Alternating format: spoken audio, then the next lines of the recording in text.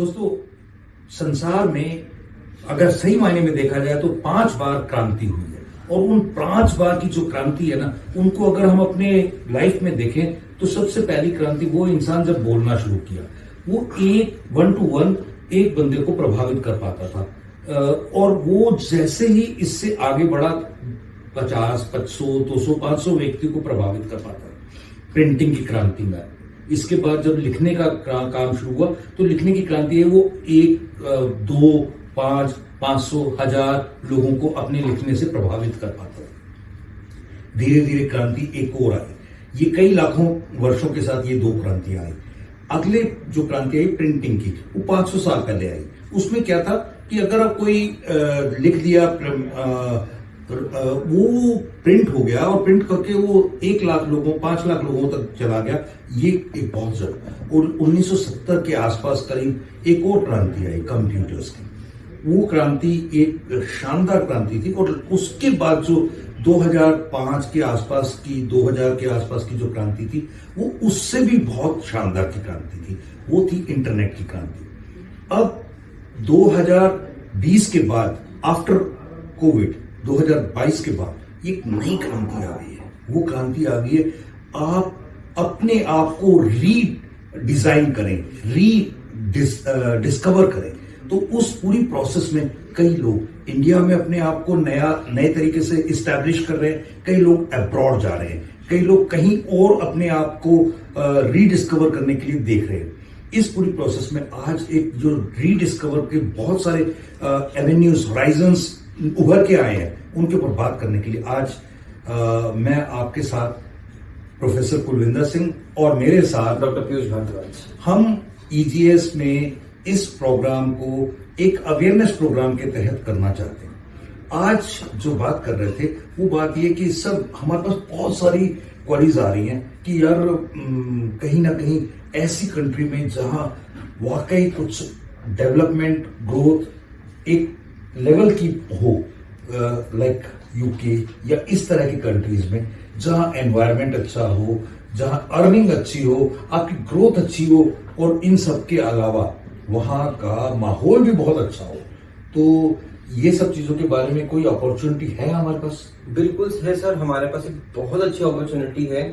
अगर इस टाइम पे आपने नर्सिंग कर रखा है और इंडिया में आप काम कर रहे हैं, तो आपको यहाँ पे बहुत कम वेजेस मिलते हैं, 20-30 के आसपास 1000 पर मंथ। तो ये एक जो आपकी क्वालिफिकेशन है प्लस जो आप काम करते हैं उसके हिसाब से बहुत जस्टिफाई नहीं हो पाता। तो ऐसे में बहुत सारी हमारे पास क्वेरीज भी आती थी पहले कि हमने नर्सिंग कर रखी है और हम बाहर जाना चाहते हैं, क्या हमारे पास एक अच्छा ऑप्शन है जिसमें हमारे एटलीस्ट वेजेस अच्छे हों। पर ऑन दी अदर साइड हमारे पास बहुत ज्यादा बजट भी नहीं है। हम ऐसा भी नहीं कह सकते, लोग 25-25, 30-30 लाख रुपए कहते हैं कि हम यूपी के तो 30-35-40 लाख तो ऐसे भी मुंह खोल के मांगते हैं। नहीं है हमारे पास। तो एक बहुत अच्छी अपॉर्चुनिटी है इस टाइम पे।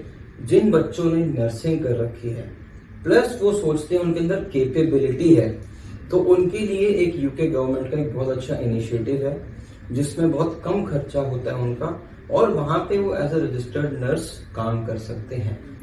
अब उसका जो पूरा प्रोसेस है वो सर किस तरीके से चलता है। सबसे पहला स्टेप, अगर आपको वहां पे यूके में जॉब करनी है नर्सिंग की, आपको आइल्स क्लियर करना पड़ेगा विद 7 बैंड, 7+ बैंड। वो काफी एक बहुत सारी तो छटनी हो जाएगी। बिल्कुल।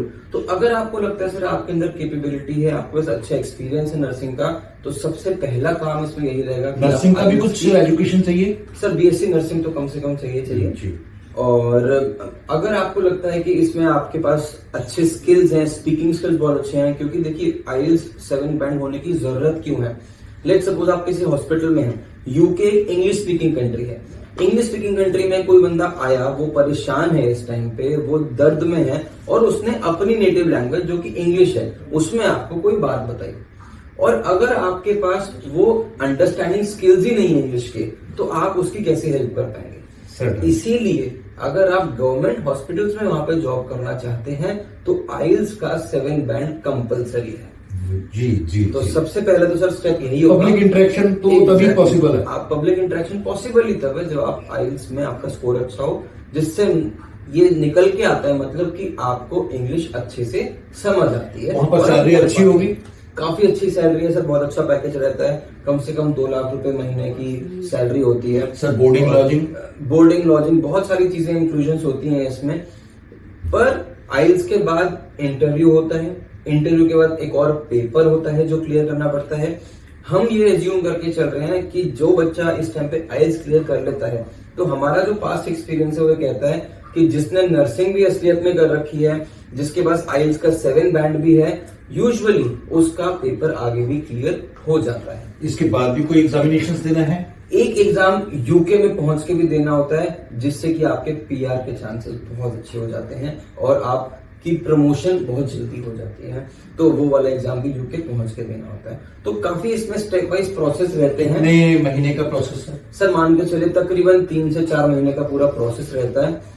अगर आपके अंदर कैपेबिलिटी है, अगर किसी बच्चे में कैपेबिलिटी है, तो 100% उसको एक बहुत ही अच्छी अपॉर्चुनिटी यूके में हम दिलवा सकते हैं, जिसके अंदर उसको एक गवर्नमेंट हॉस्पिटल में, एक तरीके से जो यहाँ पे हम जिसको गवर्नमेंट जॉब कहते हैं, वैसी गवर्नमेंट हॉस्पिटल के अंदर वहां पे उनको जॉब मिल सकती है। और बिल्कुल ऑर्गेनिक प्रोसेस है।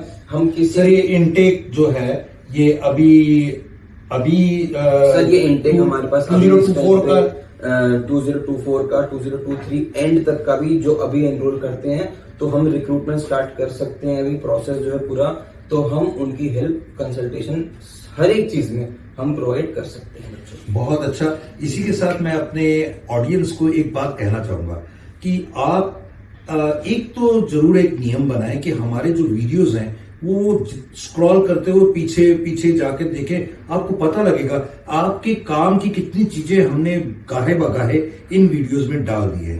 तो हमारे को ये वीडियोस डालने में ऑफ कोर्स काफी रिसर्च करनी पड़ती है, काफी मेहनत करनी पड़ती है, लेकिन इसका एक ही बेनिफिट है कि हमारा अगर ऑडियंस जागरूक होगा, अवेयर होगा, तो वो अपने पैसे गवाएगा नहीं और सही तरह से सही जगह पे जा पाएगा। Thank you sir. Thank you.